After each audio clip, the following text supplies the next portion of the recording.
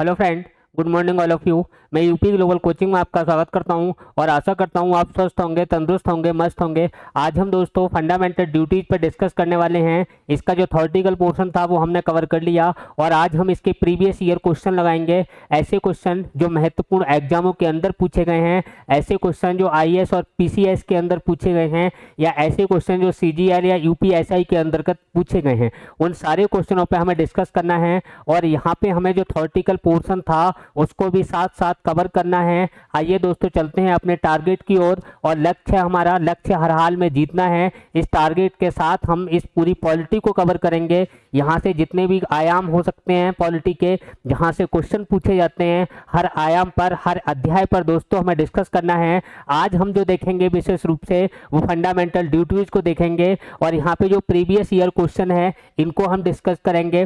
पिछले वीडियो में हमने दोस्तों जो हमारे मूल अधिकार थे, जो हमारे डीपीएसपी थे, राज्य के नीति निर्देशक तत्व थे, उस थ्योरेटिकल पोर्शन को कवर किया।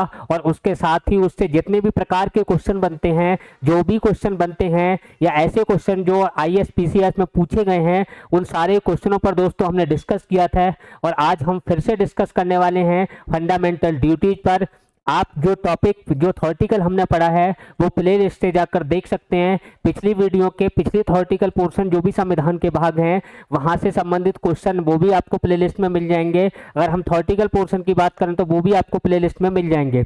आइए दोस्तों चलते हैं, शुरू करते हैं अपना टॉपिक। और पहला क्वेश्चन है यहाँ पे, मौलिक कर्तव्यों को भारतीय संविधान में किस देश के संविधान से लिया गया है।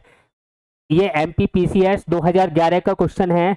आपको बताना है कि जो फंडामेंटल ड्यूटीज हैं उनको हमने किस देश से लिया। मैंने आपको बताया था कि फंडामेंटल ड्यूटीज जो थी वो ज़्यादातर जो थी वो पूर्वी जो हिस्से के देश हैं उनमें हुआ करती थी। पश्चिमी कल्चर की बात करें, पश्चिमी सभ्यता की बात करें, पश्चिम के देशों की बात करें, उनमें बहुत सारे देशों में ये फंडामेंटल ड्यूटी नहीं थी। उसका कारण मैंने आपको बताया था कि अमेरिका के संविधान में नहीं था, फ्रांस के संविधान में फंडामेंटल ड्यूटी नहीं थी, जो जर्मनी का संविधान है वहाँ भी नहीं थी, ब्रिटेन के संविधान में भी फंडामेंटल ड्यूटी नहीं थी। और जो फंडामेंटल ड्यूटी हुआ करती थी वो कहाँ थी दोस्तों, तो मैंने आपको बताया था रूस के संविधान में है, जापान के संविधान में है। तो उस समय अगर हम बात करें जब संविधान हमारा बना, संविधान सभा के लोगों ने जब बनाया था, उस समय लगभग 60 देशों का जो संविधान है वो पढ़ा गया।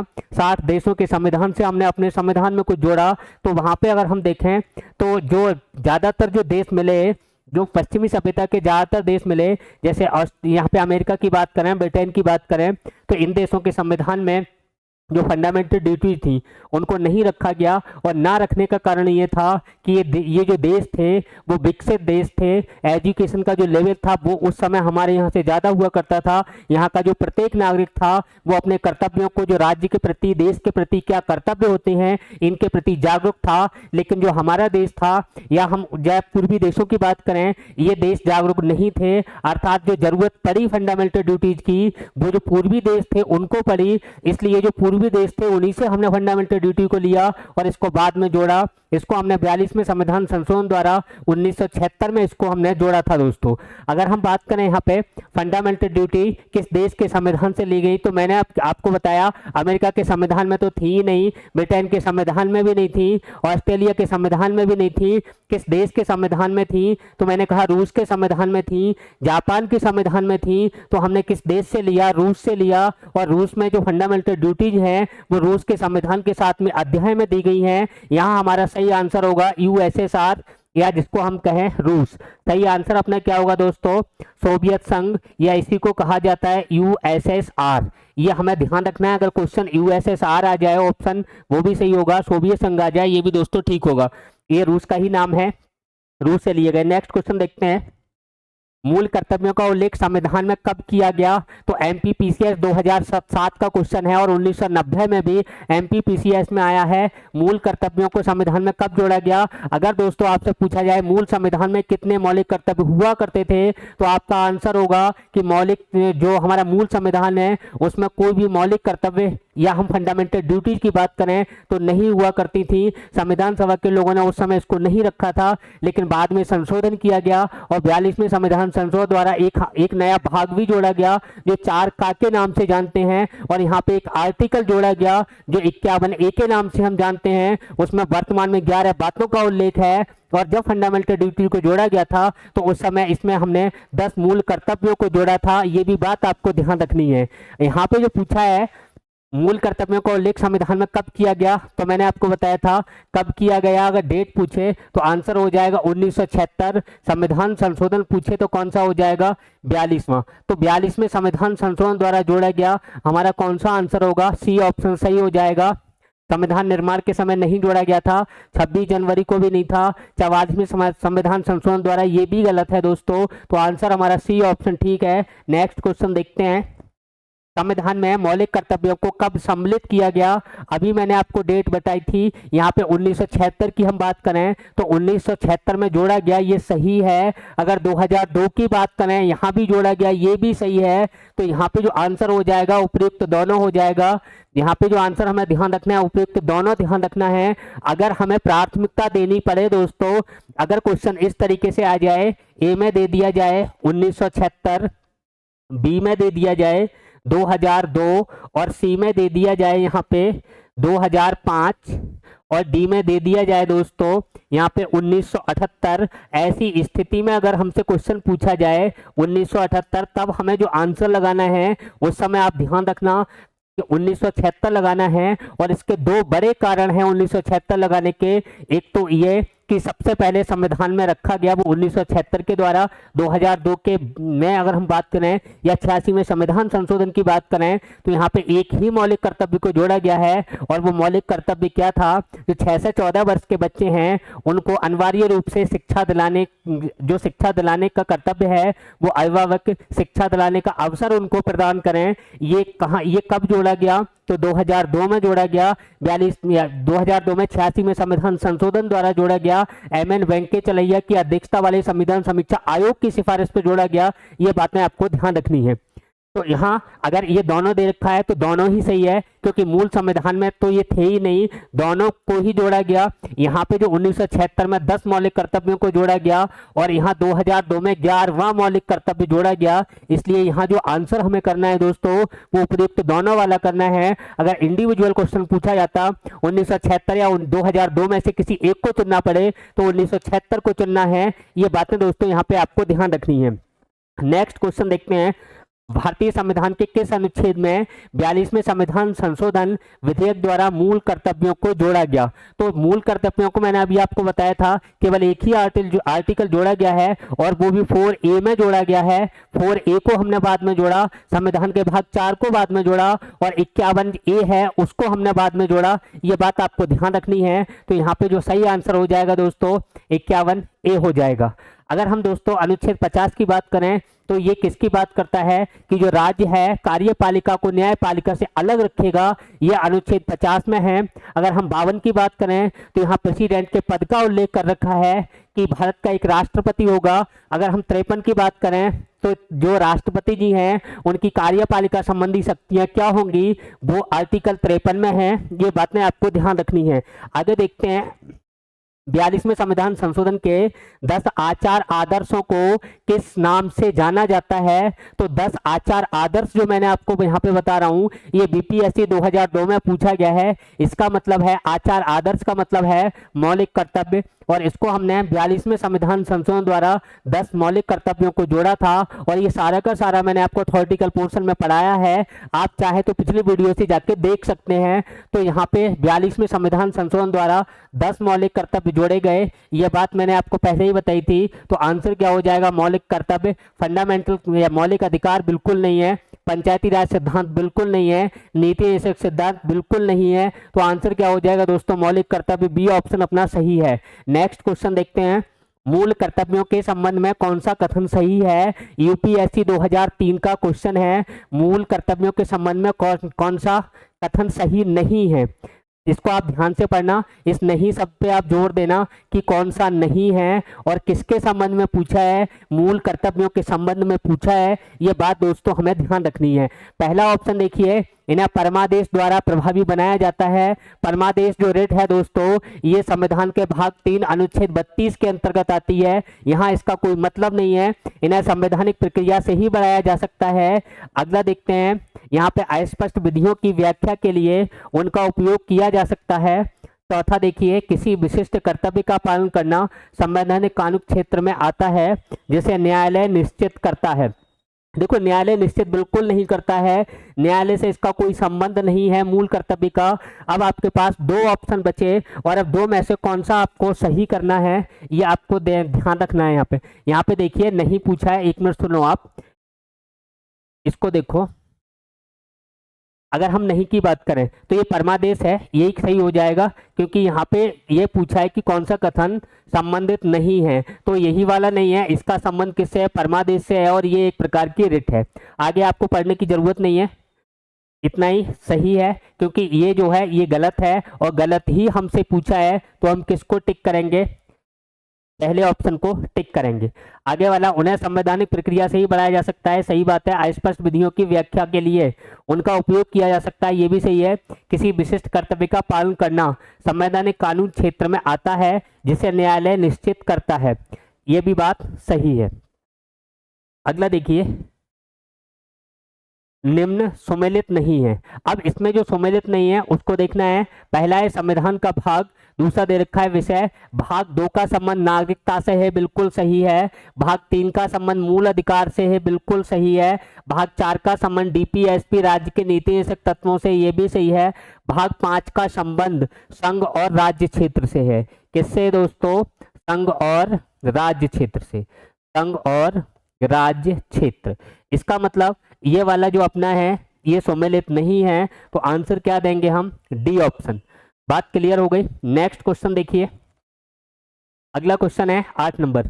निम्नलिखित में से भारत में मौलिक कर्तव्य कौन सा है? यानी कि निम्नलिखित में से भारत में मौलिक कर्तव्य कौन सा है? बीपीएससी 2001 का क्वेश्चन है। पहला ऑप्शन देखिए, न्यायपालिका से कार्यपालिका का पृथक करना। अब देखो, न्यायपालिका से कार्यपालिका को जो हम अलग करते हैं ये डीपीएसपी के अंतर्गत आता है, और डीपीएसपी की बात करें तो अनुच्छेद 50 के अंतर्गत आता है। ये बातें हमें ध्यान रखनी है। नेक्स्ट देखें, हमारी मिली जुली संस्कृति की समृद्ध विरासत को संरक्षित करना, ये बात सही है। यानी कि मौलिक कर्तव्य पूछा है, ये मौलिक कर्तव्य है। और ये जो हमारी मिलीजुली सामाजिक संस्कृति है, ये मौलिक कर्तव्य कौन सा है दोस्तों? तो आपको बता देना है, 7वां मौलिक कर्तव्य है। कौन सा बताना है? 7वां मौलिक कर्तव्य है। बच्चों को मुफ्त एवं अनिवार्य शिक्षा, मुफ्त एवं अनिवार्य शिक्षा की बात नहीं है। अगर हम मौलिक कर्तव्य की बात करें तो 6 से 14 वर्ष के बच्चे हैं, उनको अनिवार्य रूप से जो अभिभावक हैं, जो माता पिता हैं, वो शिक्षा का अवसर प्रदान करें, ये बात लिखी हुई है। अगला देखें, छुआछूत की परंपरा को समाप्त करना बिल्कुल नहीं है। ये संविधान के भाग 3 के अंतर्गत आता है और आर्टिकल 17 के अंतर्गत आता है, जो अस्पृश्यता की बात करता है, छुआछूत की बात करता है। यहाँ पे जो हमारा राइट आंसर होगा वो बी ऑप्शन सही है। नेक्स्ट क्वेश्चन देखते हैं दोस्तों, अगला है, अगला क्वेश्चन देखिए 9 नंबर। ये क्वेश्चन देखते हैं इसको अभी। 9 नंबर जो क्वेश्चन है इसका सही आंसर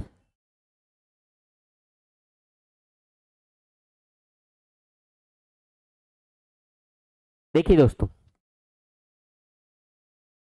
9 नंबर क्वेश्चन है, निम्नलिखित में से कौन सा तत्व भारतीय संविधान के भाग 4A मूल कर्तव्य में वर्णित नहीं है? यूपीपीसीएस 2014 का क्वेश्चन है। फटाफट देखिए इसको, क्या आंसर इसका होगा?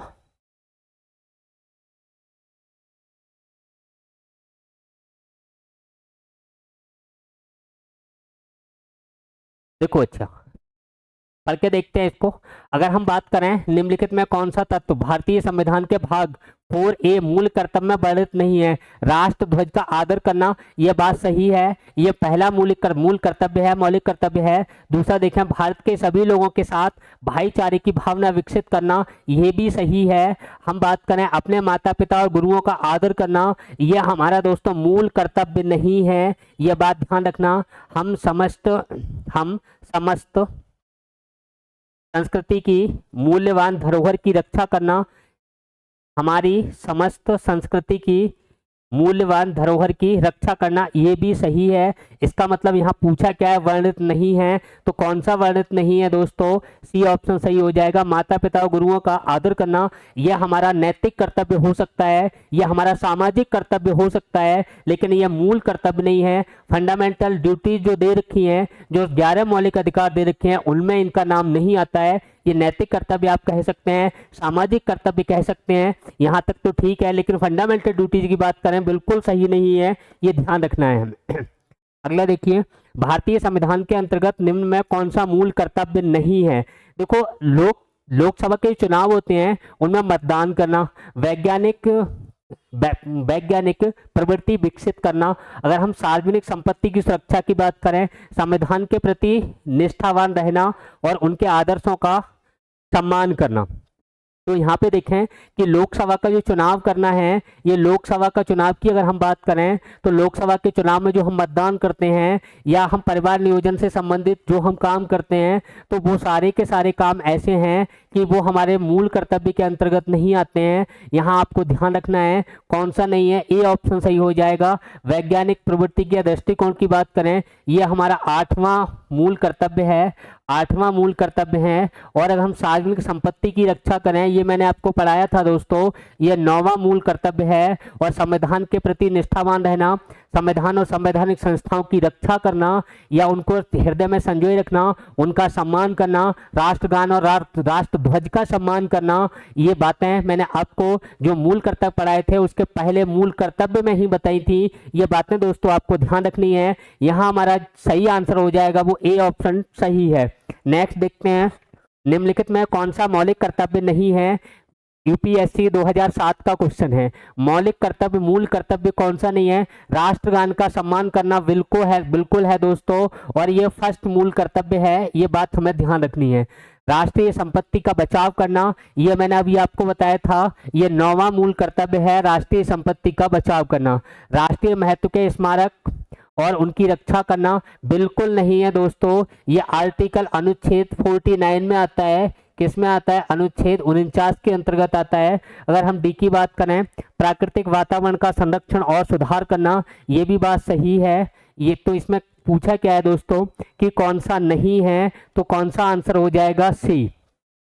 जो राष्ट्रीय महत्व के स्मारक हैं उनको जो गवर्नमेंट है, डीपीएसपी के अंतर्गत आता है कि राज्य उनको संरक्षण देगा। राष्ट्रीय महत्व के स्मारक, वस्तुएं और स्थानों के लिए राज्य संरक्षण देगा, ये अनुच्छेद 49 के अंतर्गत मेंशन किया गया है। ये बातें हमें ध्यान रखनी है। नेक्स्ट क्वेश्चन देखिए दोस्तों, भारतीय संविधान द्वारा प्रदत्त नागरिकों के मूल कर्तव्यों में निम्नलिखित में से क्या है। भारतीय संविधान द्वारा प्रदत्त नागरिकों के मूल कर्तव्यों में से निम्नलिखित में से क्या है या हैं। आईएएस 2012 का क्वेश्चन है। यहाँ पे देखिए पहला क्वेश्चन है, ये पहला ऑप्शन है कि मिश्रित संस्कृति की समृद्ध विरासत की रक्षा करना, सही है। सामाजिक न्याय और कमजोर वर्ग की रक्षा करना। आगे देखते हैं, वैज्ञानिक मनोदशा और खोज की भावना का विकास करना। अगला है वैयक्तिक और सामूहिक कार्यकलापों के सभी क्षेत्रों में उत्कृष्ट के लिए निम्नलिखित कूटों के आधार पर सही उत्तर चुनिए। इसका आंसर देखिए, बताइए। 12 नंबर क्वेश्चन है।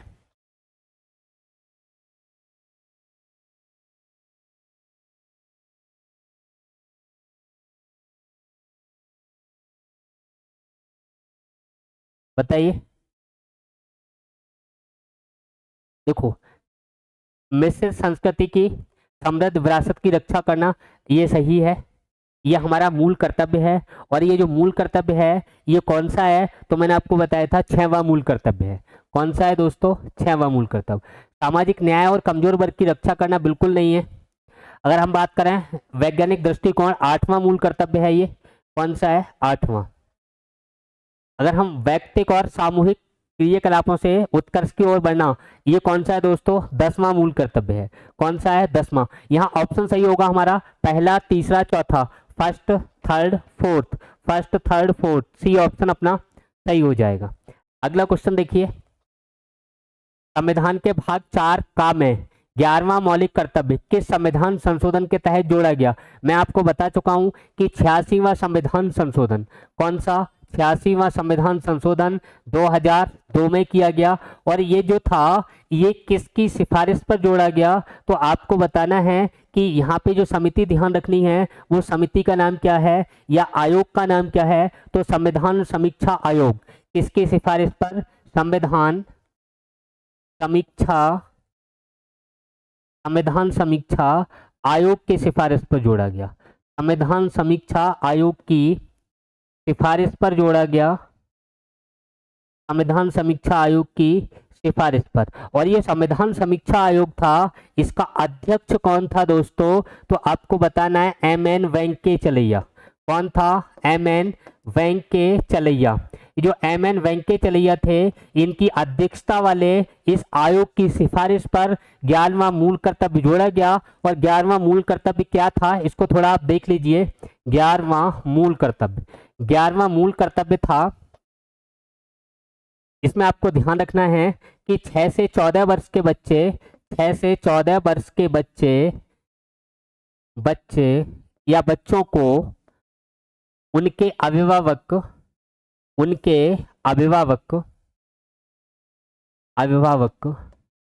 अनिवार्य रूप से शिक्षा का अवसर प्रदान करें। एक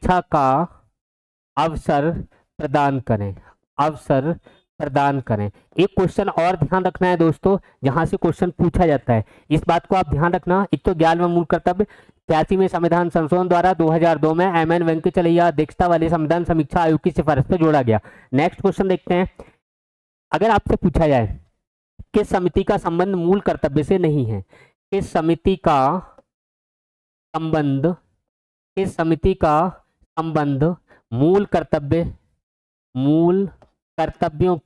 मूल कर्तव्यों से नहीं है, तो आंसर क्या देना है आपको, ये बातें जब आपको ध्यान रखनी है कि समिति का संबंध मूल कर्तव्यों से नहीं है, तो यहाँ पे देखिए आप, यहाँ पे जो मूल कर्तव्यों से संबंधित समितियां थी उसको आप देख लीजिए, कौन कौन सी समितियां थी, कौन कौन से आयोग थे। तो 3 बातें यहाँ पे आपको ध्यान रखनी है। एक तो सरदार स्वर्ण सिंह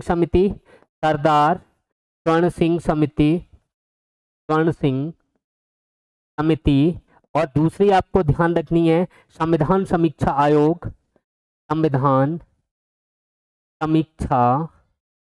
आयोग, इसका संबंध भी मूल कर्तव्यों से है।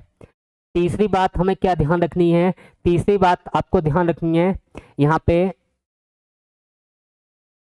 जे.एस. जगदीश शरण समिति या जे.एस. वर्मा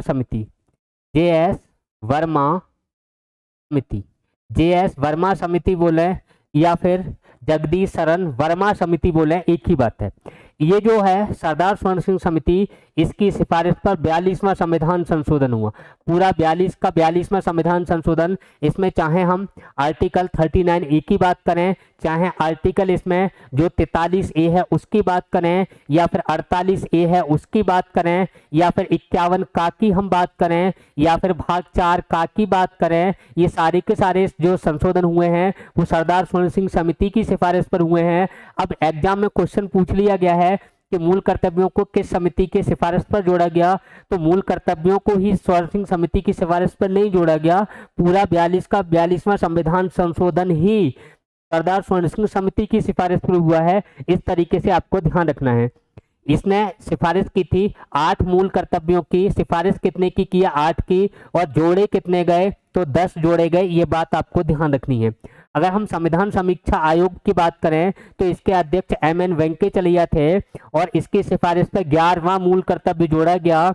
ये जो मूल कर्तव्य हैं इनको किस तरीके से लागू किया जाए, किस तरीके से इनको भारत में फैलाया जाए, इसके लिए जे.एस. वर्मा समिति का गठन हुआ, और इसने अपनी सिफारिशें दी। इसने अपनी सिफारिशों में कहा कि भारत में जितने भी जो शिक्षक हैं जिनकी ट्रेनिंग होती है उनकी ट्रेनिंग में इनको बताया जाए, और जो कॉपी किताबें हैं, जो बुक्स आती हैं आपकी प्राइमरी जूनियर की, इन किताबों में इनको लिखा जाए। एक एनजीओ तैयार किया गया, एनजीओ के लिए सिफारिश की थी इसने कि मूल कर्तव्यों को ये बड़े पैमाने पर फैलाएं, क्योंकि भारत की जनता मूल कर्तव्यों के प्रति जागरूक नहीं थी। इसलिए इस जे.एस. वर्मा समिति का गठन हुआ, और इसने कहा, एक डेट रखी कि प्रत्येक 3 जनवरी को मूल कर्तव्य दिवस मनाना चाहिए। इस जो आपको इम्पोर्टेंट है, ध्यान रखनी है कि 3 जनवरी को मूल कर्तव्य दिवस की घोषणा इसने की थी। अगर आपसे पूछा जाए मूल कर्तव्य दिवस कब मनाया जाता है, तो आंसर क्या होगा?